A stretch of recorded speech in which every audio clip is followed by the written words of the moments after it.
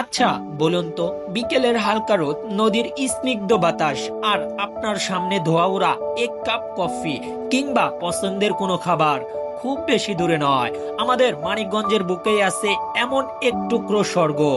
আজ আপনাদের এমন কিছু জায়গার সাথে পরিচয় করিয়ে দিব যা দেখলে আপনি বিশ্বাসই করতে পারবেন না যে আমাদের এত কাছেই এত সুন্দর স্থাপত্য আর রুচিশীল রেস্টুরেন্ট গড়ে উঠেছে। শহরের যান্ত্রিকতা থেকে একটু মুক্তি পেতে আমরা কত জায়গায় তো খুঁজি, কিন্তু নদীর পাড় ঘেঁষে এমন নান্দনিক সব রেস্টুরেন্ট বোধহয় খুবই কমই দেখা যায়।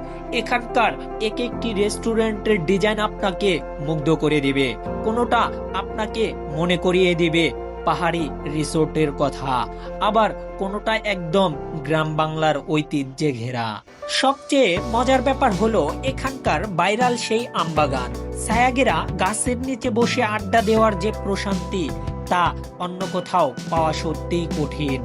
নদীর উত্তাল হাওয়া আর দুপুরের তপ্ত রোদে এই গাছগুলোর নিচে বসলে নিমিষেই আপনার মন ভালো হয়ে যাবে। যারা ফটোগ্রাফি পছন্দ করেন তাদের জন্য এটি হতে পারে সেরা একটি স্পট। প্রতিটি কোণ যেন এক একটি গল্পের মতো সাজানো।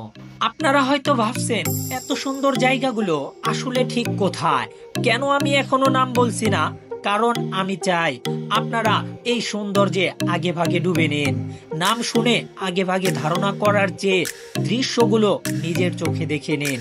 এখানকার খাবারগুলো যেমন সুস্বাদু, পরিবেশটাও ঠিক ততটাই মার্জিত।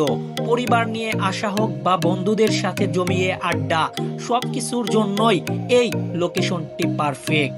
নদীর তীর ঘেঁষে বাঁধানো পাড় আর রেস্টুরেন্টগুলোর ওপর থেকে ব্রিজের ভিউটা আপনাকে বারবার এখানে টেনে আনবে। অনেকক্ষণ তো ঘুরে দেখালাম, এবার নিশ্চয় জানতে ইচ্ছে করছে এই অসাধারণ জায়গাগুলোর নাম আর ঠিকানা। এই রেস্টুরেন্টগুলো আমাদের মানিকগঞ্জের গর্ব। বেউথা ব্রিজের ঠিক আশেপাশে, আপনারা বেউথা ব্রিজ পার হয়ে নদীর পাড় দিয়ে একটু এগোলেই এই ভাইরাল আমবাগান আর সারিবদ্ধ চমৎকার রেস্টুরেন্টগুলো পেয়ে যাবেন। ছুটির দিনে বা ক্লান্তি কাটাতে একবার হলেও ঘুরে যান এখান থেকে। কথা দিচ্ছি এই নদীর বাতাস আর খাবারের স্বাদ আপনাকে হতাশ করবে না। দেখা হবে অন্য কোনো ব্লগে, ততক্ষণ সবাই ভালো থাকুন। আল্লাহ হাফেজ।